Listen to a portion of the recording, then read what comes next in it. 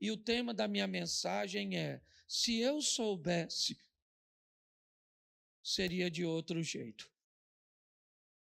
Eu quero te dar algumas informações que eu considero preciosas. E eu vou começar, né, por Gênesis, capítulo 2, verso 18.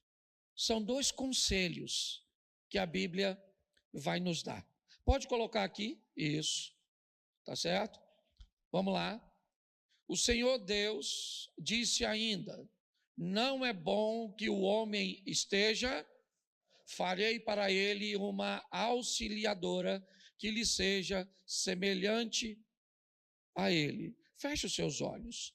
Senhor nosso Deus e Pai, em nome de Jesus, eis aqui a tua palavra. Continua falando conosco, ó Deus, que essa palavra entre na mente, no coração dos teus filhos e que ela produza um comportamento. É o que eu te peço, pelo poder do nome de Jesus. Amém. Glória a Deus. Amém. Bom, disse o Senhor Deus: não é bom que o homem esteja só. Então, na ótica de Deus, o primeiro conselho é um conselho, não é uma ordem. Ele está dizendo: não é bom que o homem esteja sozinho. Todas as vezes que você vê pessoas que optaram por viver só, por não se casarem, que optaram para essa condição de estarem só, ao longo do tempo, quem acabou acompanhando essa pessoa ao longo da história, certo? Principalmente quando ela vai envelhecendo, ela vai enfrentando dificuldades, porque não tem ninguém para cuidar dela.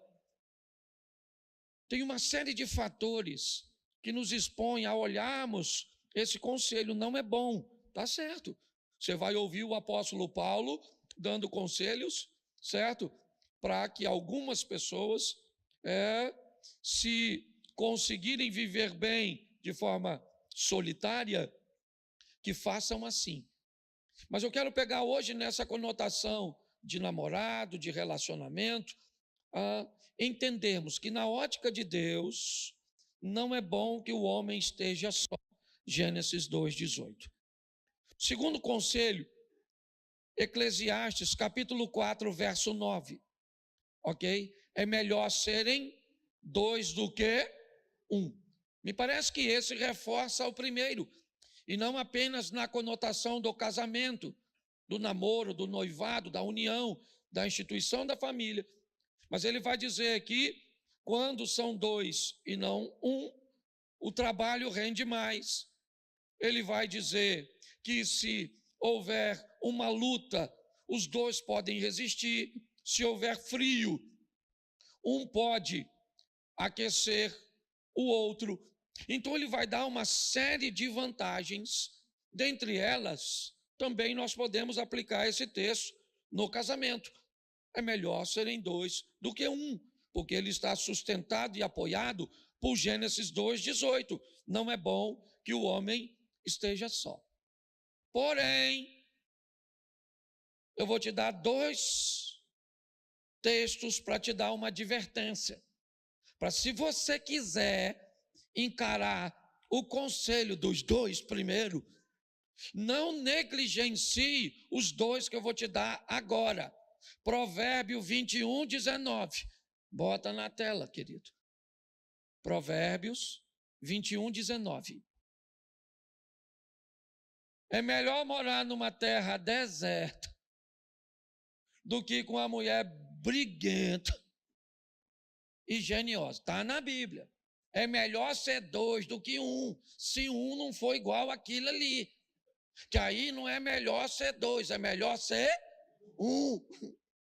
Então não pegue só os dois primeiro, tá lá, eu vou casar, não. Dá uma peneirada. Tá certo? Vamos ampliar isso. Salmo 1, verso 1. Olha só. Salmo 1:1. Tá aí, ó. Bem-aventurado aquele que não anda segundo não se detém no caminho nem se assenta à roda Então, se for para estar junto com alguém, com aquele perfil ali, se detém no pecado, escarnece, certo? Anda segundo o conselho de ímpio, aí não é melhor ser dois, é melhor ser. Então, dá para você dar uma olhada nisso? Tá certo? Isso é uma advertência. É bom ser dois, sim ou não? Nós temos textos que nos inspiram a isso, mas não dá para ser dois com qualquer tipo de. Não dá para ser um com qualquer tipo de. Agora não é mais um conselho, nem uma advertência, é uma ordenância. E ela diz, Amós 3:3. Coloca aí. Amós capítulo 3, verso 3, é muito conhecido, eu poderia citar, mas eu faço questão que você leia. É uma pergunta, então leia como pergunta, está lá a interrogação. É uma pergunta. Será que dois andarão se não estiverem Isso pode acontecer, sim ou não? Dois podem andar juntos se não estiverem em acordo? Pode. A grande questão é por quanto tempo eles vão conseguir andar juntos. Se for uma amizade, pode quebrar. Se for um negócio, pode dividir. Mas se for um casamento, como é que vai ser? Então a Bíblia está dizendo que para pessoas levarem essa proposta adiante do casamento, elas vão precisar de um bom acordo. E pelo tempo que o casamento vai durar, aprenda uma coisa: um acordo só não vai ser suficiente. Inevitavelmente, inúmeras vezes, nós vamos ter que pegar o acordo anterior, revisá-lo e mudar algumas cláusulas, certo? Mudar algumas questões novas que vão aparecendo, necessidades, demandas novas. Se nós não fizermos um bom acordo, nós vamos ter problemas. Vamos ter problemas se tentarmos encarar o casamento segundo a ótica 100% bíblica. Nós vamos ter problemas com isso. Vamos olhar, por exemplo, vamos imaginar aqui, né? Olhar pela ótica do judaísmo. Na ótica do judaísmo, o cara, quando queria casar com a mulher, ele pagava um dote para o pai da noiva. Segura essa aí, querido. Pensa. Se nós criássemos uma visão, só para você entender que não é o único modelo, o nosso, certo? No modelo deles, o que tem é uma promessa de casamento. Não tem namoro, noivado, como o nosso. O modelo é diferente. Você vai, por exemplo, num país muçulmano, é diferente do judeu, é diferente do nosso. Num país muçulmano, por exemplo, certo? Homens, eu não sei se você sabe disso, você vai no Egito, é proibido homem usar ouro e seda. Proibido. Você não vai ver um muçulmano com uma pulseira, com uma aliança, com um cordão de ouro. É proibido pela lei deles. Certo? Você não vai ver isso. Porém, as mulheres, as meninas que vão casar, a mãe e o pai, mas monta, pensa no negócio maneiro, de ouro, certo? Então, seria legal casar com a mulher cheia do ouro, certo? Só que isso é muçulmano. Hoje eu recebi uma ligação de um amigo muçulmano, Sami, e numa das conversas ele foi e falou comigo assim: ô, pastor Cláudio, que tal meus netos, um dos meus netos, casar com a sua neta? Vai falando para a Maiara e para a Mary, dando bastante ouro para a Laura. Eu falei: irmão, vamos fazer o seguinte, vamos fazer um casamento judaico. Fala para seus netos juntar dinheiro para pagar um dote. Então é só para você entender, certo, que o brasileiro, ele não tem dote e não tem ouro, ele só tem desejo. é o que ele entra. O modelo é diferente. E no nosso modelo, pelo menos o mais antigo e conservador, ele seguia um padrão de namoro, noivado e casamento. Que eu colocaria como observação o período do namoro. Bota o olho em cima. Segundo momento é o momento da preparação, noivado. Você já achou, você ainda não tem certeza. Você já achou que pode ser ela. Então você vai preparando, monta uma estrutura de residência, certo?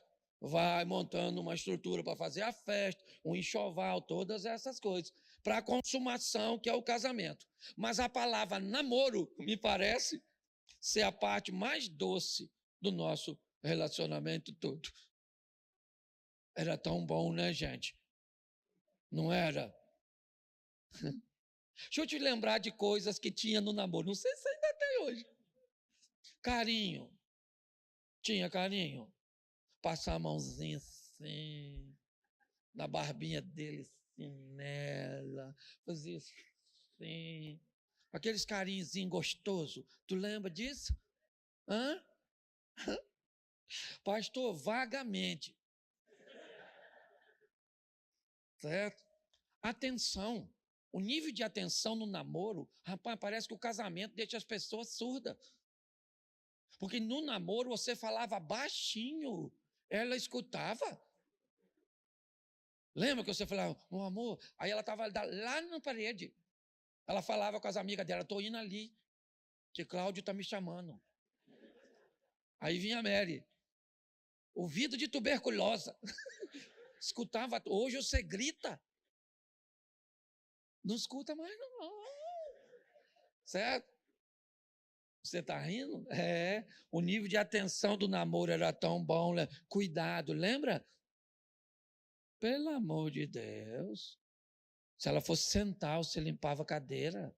Sentava até você primeiro. E limpava, se não tivesse um pano, você limpava com a sua. Que isso? Educação, gente. Nós era tão educado. Não era, não? Lembra? Por isso que eu te falo, por isso que talvez nós precisemos resgatar esse ambiente de namoro, gentileza. Nós éramos tão gentil. Cuidado com a aparência. Lembra? Ela não aparecia para você de qualquer jeito. Se você chegasse na casa dela e ela não tivesse arrumadinha, ela falava, mãe, fica lá. E lá ia Léo. E vinha que, nossa, casou.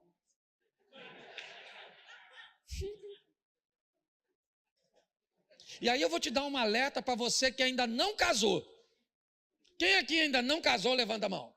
Ah, boa, você está no lugar certo. Se no seu namoro não tem carinho, atenção, cuidado, educação, gentileza e cuidado com a aparência, se no namoro já não tem,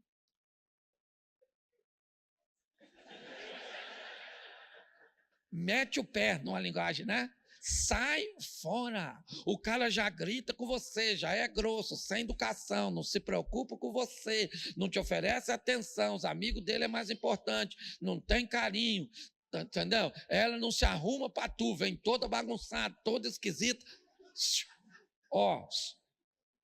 Sai fora, deixa para outro, que esse produto está danificado. Shopee, certo? Entendeu? Isso. Mas é sério. Ok? As pessoas... gente, eu estou falando de algo que a proposta final desse negócio é casamento. Então é importante que nós observemos isso. A fase do namoro é uma fase de observar isso. Tem que ter carinho. Se não tem carinho no namoro, tem que ter educação, gentileza, puxar a cadeira para a senhora sentar. Pastor, o senhor é dessa época? Sou. Porque tem homem que tem vontade de puxar a cadeira para a mulher cair. Eu brinco na minha palestra, o cara não é capaz de ir na porta do carona. Abrir e falar, entra, minha filha. Sabe o que ele faz? Sai com o carro, ela nem entrou. Ela vai com o pé dentro, o outro fora, mancando assim. Tá certo? Não, mas é sério. São coisas pequenininhas, sim ou não? Mas expressiva. Elas definem muita coisa. É importante entendermos isso. Então, você está namorando para observar. Mas aí tem gente que está pensando, seu pastor, você não sabe nada na minha vida. Eu não estou conseguindo nenhum pretendente. Esses problemas todos de namoro aí eu nem tenho. E por quê? Aí eu botei 3 coisas, porque não dá para ficar falando tudo, né? 3 coisas que podem explicar por que você não consegue um pretendente. Porque o pretendente precisa de uma pessoa interessante para ele se interessar. Então, se você não é interessante, ninguém vai ficar de olho em tu. Uma das coisas que traz muito interesse, beleza. Se tu veio com essa, não precisa nem fazer força. Basta ficar em pé. E os candidatos fazem fila. Mas tem gente que veio desprovido. Houve um acidente, a embalagem amassou no processo.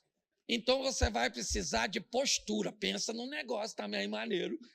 Tem gente que não é bonito. Tem umas mulheres que não são bonitas. Mas as bichas têm um porte. Elas ficam em pé. Os guia. Os caras olham e falam, maluco. Parece a égua do faraó. É bíblico, é bíblico. Não estou desmerecendo, não. Está na Bíblia. Estou usando uma linguagem bíblica. Tá certo? Porte, postura. Um camarada, às vezes, ele não é bonito. Mas o cara sabe. Não encosta na parede assim. Todo troncho. Não arruma ninguém. Se você arrumar, vai ser cego. Só pode. Porque postura. Entendeu? Outra coisa também que torna você altamente interessante, inteligência. Principalmente para a mulher.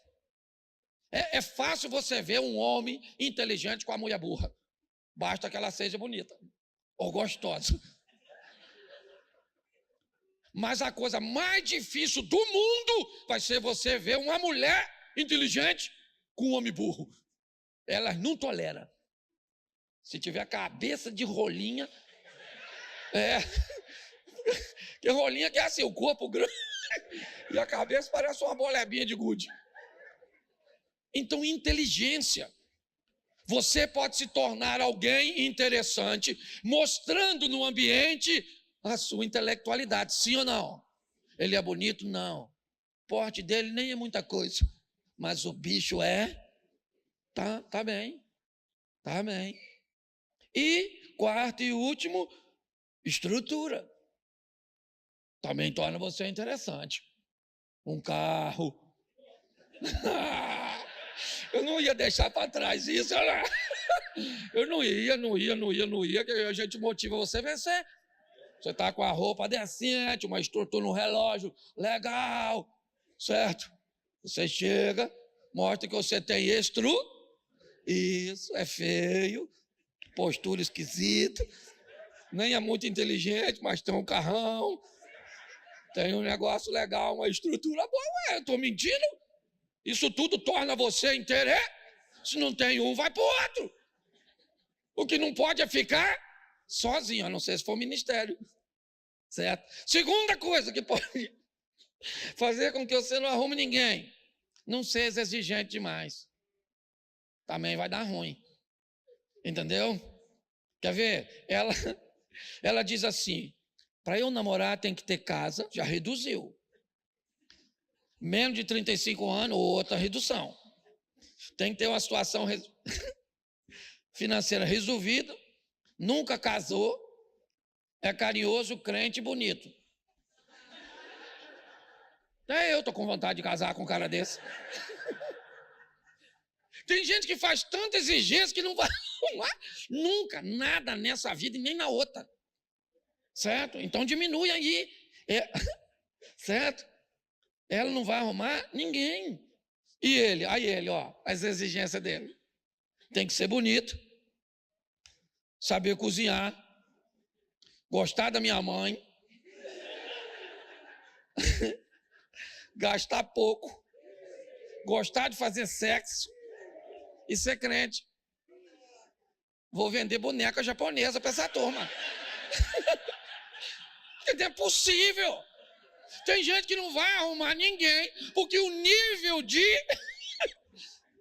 exigência que faz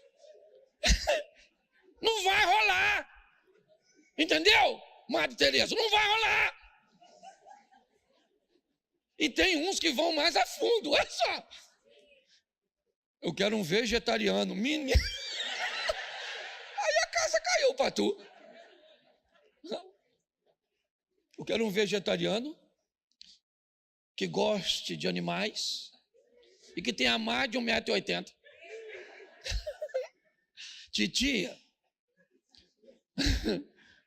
vá em paz, tá certo? Mande lembrança para as freiras, porque não vai rolar, certo? Gente exigente e quanto mais velho você fica, mais exigente você fica. Você não sabe o que é o preço da liberdade de uma pessoa. É terrível. E o terceiro não arruma porque não aparece. Não aparece, fica trancado dentro de casa. Deus não manda ninguém, não vai mandar. Na rua já não tem para entrar na sua casa. Só se for bandido. Vai casar com assaltante. Tá certo? E outra coisa, se sai se escondendo. Não gosta de aparecer, timidez. Não vai arrumar ninguém. É igual gente que vai em festa. Ô, querido, festa. Eu já fiz tanta festa, na época que Mary tinha um buffet. Aprenda uma coisa, que vai uma dica para você quando você for numa festa. Regra número 1, observe de onde sai a comida. Sente nas primeiras mesas da rota. O melhor amigo daquela festa chama garçom. E você vai comer tudo do bom e do melhor. Aí sabe o que a pessoa faz? Olha o ambiente, é tímida, senta lá no canto. E depois diz, a comida não chega aqui. Claro que não chega, você sentou no deserto. Então as pessoas tendem a fazer as coisas, elas não aparecem. Tem que botar o produto na vitrine, dá uma ajeitada nessa carcaça da senhora. Aparece na igreja igual uma princesa, que vai aparecer um príncipe. A senhora vem igual uma bruxa, apareceu, foi gnomo. Querendo casar com a senhora, uns troços ruins mesmo, aí não tem jeito. E não tem nada a ver com demônio. Poxa, então se você quer ter um pretendente, eu acho que eu não tomei meu remédio hoje. Tem alguma coisa de errado, mas eu preciso falar isso. Porque se você observar direitinho, a maioria das pessoas que estão sozinhas estão dentro desses três. Ou não desperta interesse em ninguém, ou tem um nível de exigência demais, ou simplesmente não aparece, sumiu. Não arrumo ninguém, pastor, tá ruim. O senhor não arruma, não? Menino, foi difícil arrumar para mim. Certo? E eu vou me meter em relacionamento dos outros? Pastor, o que você acha? Eu falei, não acho nada. Pega aí e dá uma olhada. Se quiser, o problema é seu. Certo? Então preste atenção. Se você olhou tudo isso, entendeu, fez uma boa observação, conseguiu entender que essa pessoa é uma possível pretendente, saiba que você não terá a garantia 100% que vai dar certo. Não existe isso. Não tem. Esse é um risco que você vai ter que correr. E quanto mais você se tornar observador, quanto mais você olhar esses critérios que eu expus aqui para vocês, menos perigo você está correndo. Quanto menos você observa, mais perigo você corre. É assim que funciona. Algumas pessoas chegam até a criar um personagem para conseguir o que querem. certo? Não tem a educação que mostram, certo? Não tem a situação econômica que mostram, não tem a educação, né? E os valores, não tem. Mas elas vão tentar te conduzir até o altar. E depois que conseguiram, ok? Elas acabam se revelando. É um problema sério. Esse modelo de casamento é um modelo altamente enganoso. É dificílimo para um pastor, às vezes, num gabinete, certo? Manter um casamento desse estruturado, pautado em alguém que mentiu durante o relacionamento inteiro, mostrando para o outro apenas o que era conveniente, e agora eu, que não estou no casamento, tenho que dizer para essa pessoa: casou, casou, vai até o fim, com um dissimulado ou com uma dissimulada. É um grande desafio para mim como pastor. Eu tenho que ter maturidade. O que faltou nessa pessoa foi uma visão. Eu estou brincando aqui com coisas, mas nossos filhos estão expostos a isso, nossos netos, nossos amigos, nossos irmãos da igreja, está todo mundo exposto a essa situação. Então, algumas coisinhas também importantes é pensarmos assim: o porquê nós nos casamos é mais importante do que o porquê nós estamos querendo nos separar. A pergunta certa não é por que eu me separo. A pergunta certa é por que eu me casei. Todas as vezes que o motivo da união ele é muito forte e sólido, a força para acabar com ele precisa ser muito grande. Se o motivo é fraco, certo? Se a motivação é fraca, bom, por que você casou? Eu casei porque o meu pai era um opressor. Então eu estava em processo de fuga. Eu estava fugindo de uma casa de um opressor. Eu estou fugindo de uma situação financeira. Agora eu já entrei no casamento com uma estrutura legal. Se eu sair dele agora, eu levo metade, eu já estou no lucro. Então o que é isso? Isso é um relacionamento pautado num ambiente de fuga. Então é fácil entender por que esse casamento está terminando. Não tem a ver com o problema, tem a ver com o propósito do casamento. O propósito era fraco. E pelo propósito ser fraco, a força para derrubá-lo não precisa ser forte. Basta uma visita indesejada da mãe, a perda de um emprego, um sal a mais na comida. É assim que funciona. Então, se você quer, né, se manter casado ou casar bem, primeira coisa que você deve fazer: ficar atento às afinidades, porque elas vão aproximar você de seu cônjuge. O que sobrou de afinidade entre vocês? Dependendo do tempo, ok?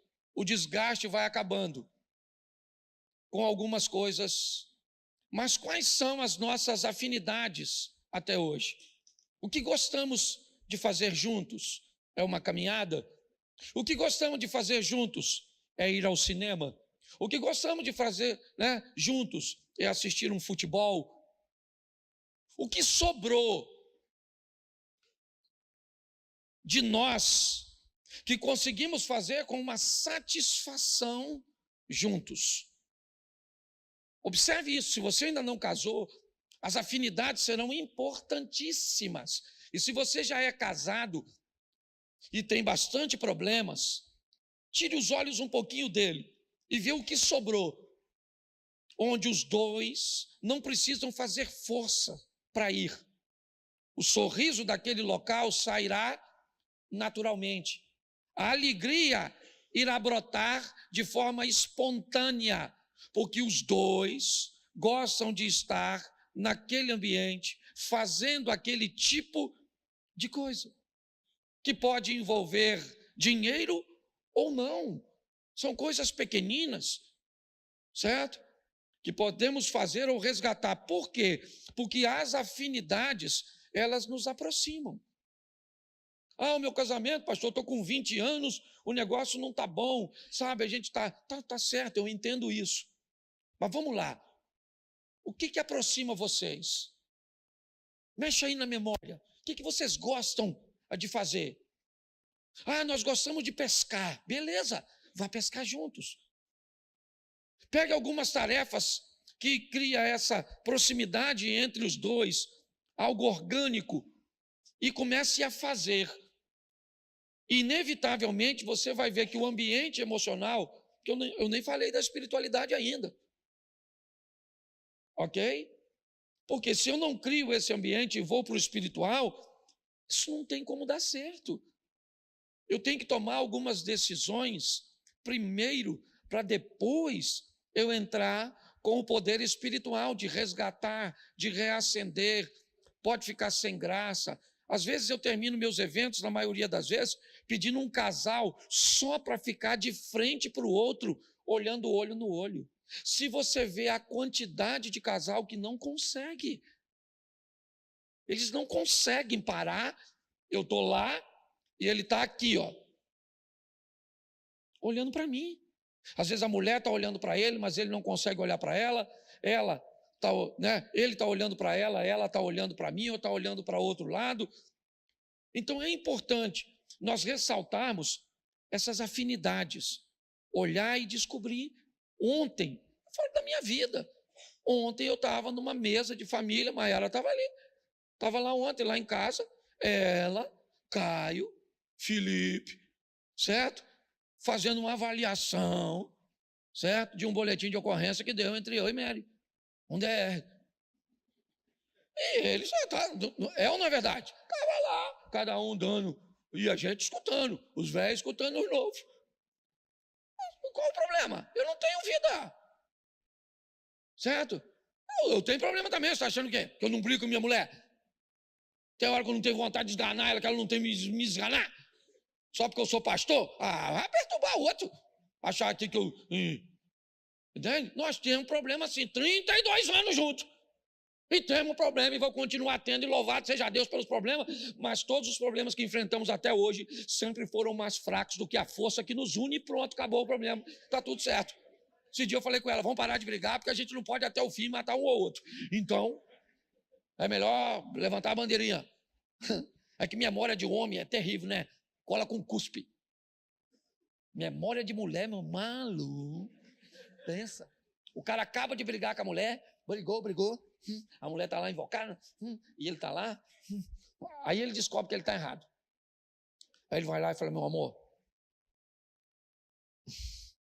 me desculpa. Aí ela chora. Você me diz, perdoa. Aí ela perdoa. Ele dá um abraço em você. Aí ela vai para lá e você vem para cá e você fala, meu Deus, nada melhor do que fazer um amor para restaurar tudo isso. Aí você esqueceu tudo que fez. Em 5 minutos, aí vai você lá.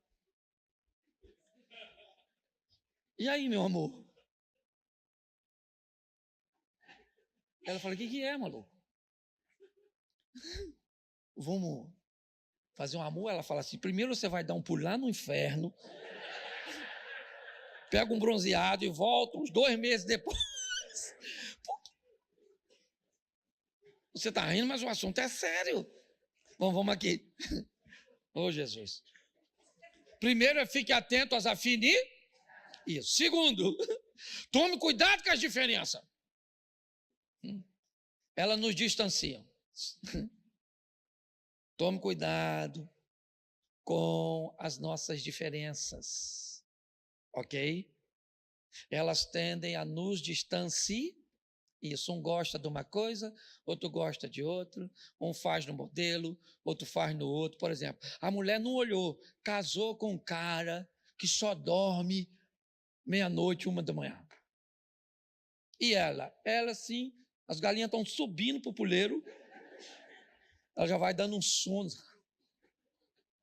6h30, parece que o Satanás sentou nas pálpebras. já vai fechando assim, vai dando uma sonolência, assim, um troço. Tem alguma coisa de errado nisso, sim ou não? Não, mas vocês são muito diferentes. Tem gente que é noturna, escureceu, mas para além do Drácula. Os bichos vão no cegão. Total energia. Bora! 11h30. Vamos lá fora comer alguma coisa? Se eu comer essa hora, eu passo até mal. Certo? Um olhou, um gosta de luz dentro do quarto. Televisão, pensa num negócio maneiro.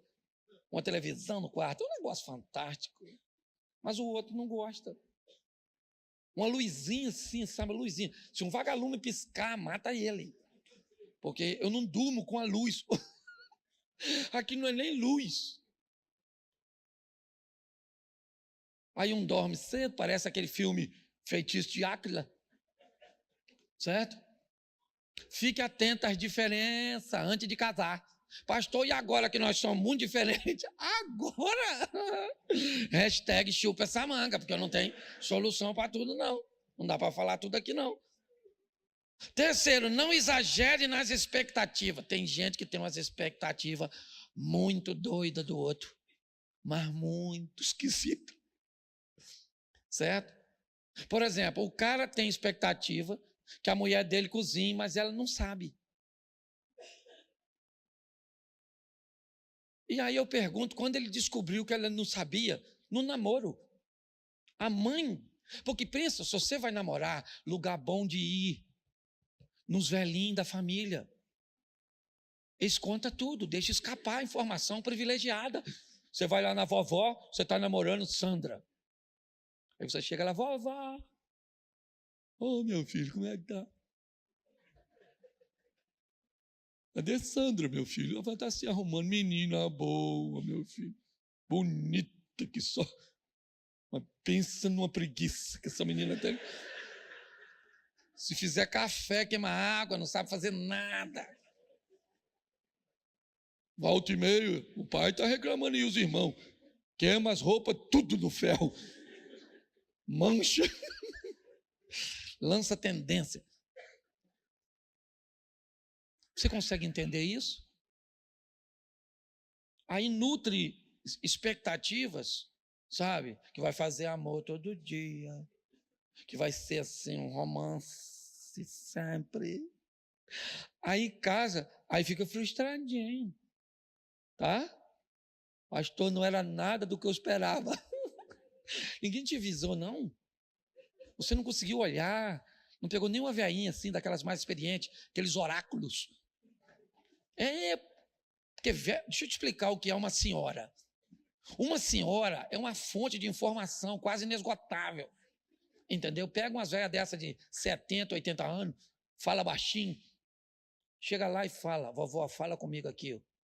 E ela explana a parada toda. Ensina como você manda nos homens. Ensina. Eu já falei isso aqui diversas vezes. Minha tia Ercília mandava no meu tio Domiciano. Ele fortão assim, ó. Mineirão. Minha tia, uma capixaba branquinha. Mas pensa numa velha sábia. Certo? Cumpria aquela palavra de Deus, cumpria. Uma mulher, não era crente não, mas, sabe? Está lá na Bíblia. Certo? A mulher sábia edificar em casa. Já viu aquele texto?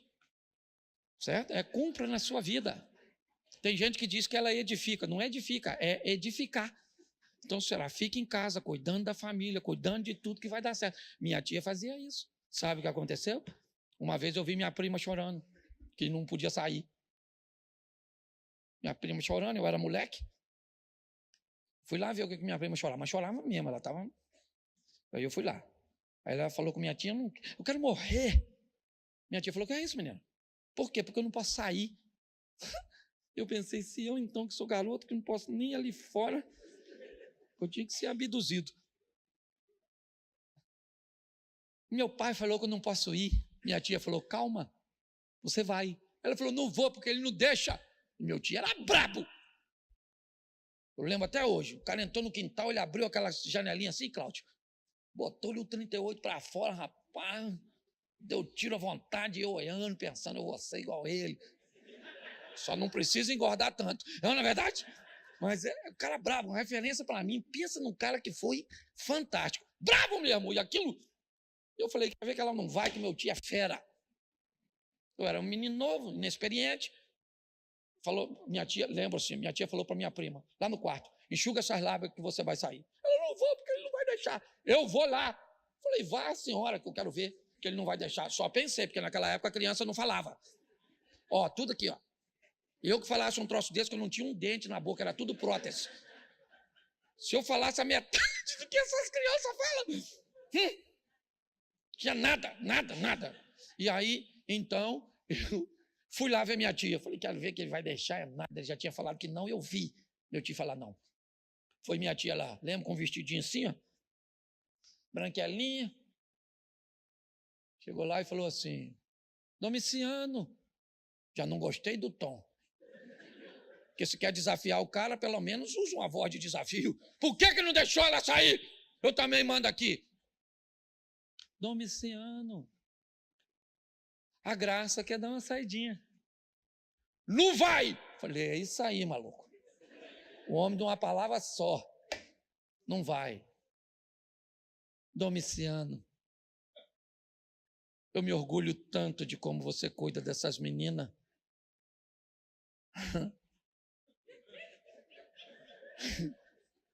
Eu falei, essa maluca está mal intencionada, essa maluca. Isso não é tom de voz para fazer isso, não. Você protege essas meninas tão bem, Domiciano. Ela me ajudou tanto hoje. Me ajudou a arrumar casa, me ajudou isso, me ajudou aquilo. Não. Falei, é isso aí, maluco. Domiciano, nós também já fomos jovens, lembra? Quando a gente gostava de sair, deixa ele aí. Vai onde? Falei, não, maluco, não, essa véia tá te enrolando.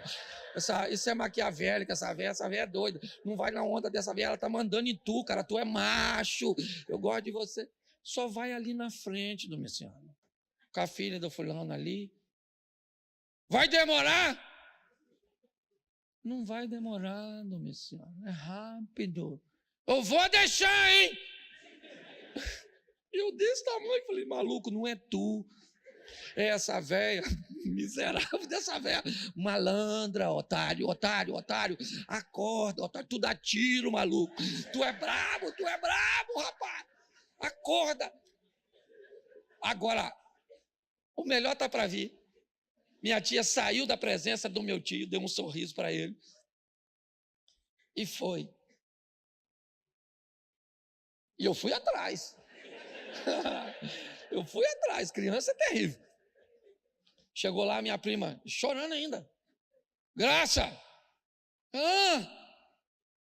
Virou a boca para onde meu tio estava. Seu pai é um homem bom! Deixou você ir! Quando eu olhei para cá, minha prima já tinha sumido. A minha tia mandava no meu tio. Eu estou falando sério. Mandava. Sabe por quê? Porque era uma mulher sábia. O homem não quer mandar em nada. Irmão. O sonho de um homem é que todos os amigos dele pensam que é ele que manda.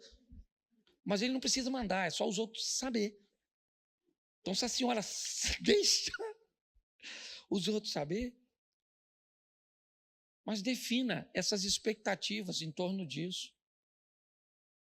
O quarto, selecione os ambientes onde você vai viver. As pessoas que você vai andar. Os ambientes podem fortalecer seu relacionamento e te fortalecer ou te minar. Ou destruir. Não tem nada que incomode mais hoje, no âmbito dos relacionamentos, do que um casamento feliz, satisfatório. É algo de extremo incômodo. Por último, quer viver bem, descubra seus traumas e, se possível, os dos seus possíveis cônjuges ou dos seus cônjuges também. Porque traumas causam muita confusão. Às vezes até a pessoa que está causando o problema não tem noção que a origem daquilo é um trauma. E aí tem um comportamento agressivo, tem um comportamento ruim. Se nós entendermos isso, ok? Isso vai nos ajudar bastante. Por isso, se for procurar ajuda, procure conselhos e não palpites. Há uma diferença muito grande entre conselho e palpite. O conselho é dado por alguém que tem autoridade e condições de oferecer uma informação. Eu digo sempre isso aqui: você não pede palpite para investir seu dinheiro. Para investir seu dinheiro, você pede conselho. Tem que ser alguém habilitado no seu relacionamento também. A vitória do seu relacionamento não é estar tudo bem sempre, e sim sempre conseguir vencer o mal. Não precisa estar bem sempre. Tem dia que vai estar mal. Por isso, pessoas que vivem casadas não vivem só porque se amam. É muito pouco. Elas vivem juntas porque decidiram viver. É isso. Decidiram. A gente se ama, mas só isso não é suficiente. Nós não vamos nos separar porque decidimos que não vamos. Só que se é um relacionamento a dois, como é que vai fazer? Perdão, se uma das partes não quiser se comprometer com essa estrutura. Esse é o grande desafio. Então, se você é casado, sai daqui, procure as afinidades. Ok? Impulsione isso, que ainda dá tempo. Se vai procurar alguém para conviver, entenda tudo isso. Estabeleça esse processo de observação, preparação e consumação. Não acelere muito, não, certo? Você vai ter exceções que vão dar certo, mas a grande maioria, elas vão ter sérios problemas durante a caminhada. Então, eu acho que dá para a gente viver legal. Você que é casado, vamos embora, vamos para dentro. Entendeu? Vai estar bom sempre? Tá, não, às vezes hoje está ruim. Hoje tem uma briga. Mas ela não é suficiente para nos destruir. Porque tem alguém que governa sobre a nossa casa, acima de nós. Esse alguém é o Senhor. E Ele é poderoso para trazer perdão, quebrantamento. Então está ruim, vai lá no travesseiro do seu marido, enquanto ele não está dormindo. Bota um óleo ungido. Clama ao Eterno. Certo? Vai lá no travesseiro da sua esposa. Não precisa ir lá na pessoa. Às vezes não está legal para ir lá. Ela não vai aceitar nem a sua oração, mediante o ambiente que as coisas tiverem. Mas vai lá no quarto do seu filho, unge a televisão, unge o smartphone, certo? Coloca o poder de Deus em ação, junto com as providências que você está tomando, né? Com a estratégia que você está utilizando para restaurar seu casamento, para conseguir alguém, dá uma ajeitada nessa carcaça, fica bonita, um sorriso, postura, certo? Vai estudar um pouquinho para ficar inteligente, dá uma ajeitada em tudo aquilo que eu te falei.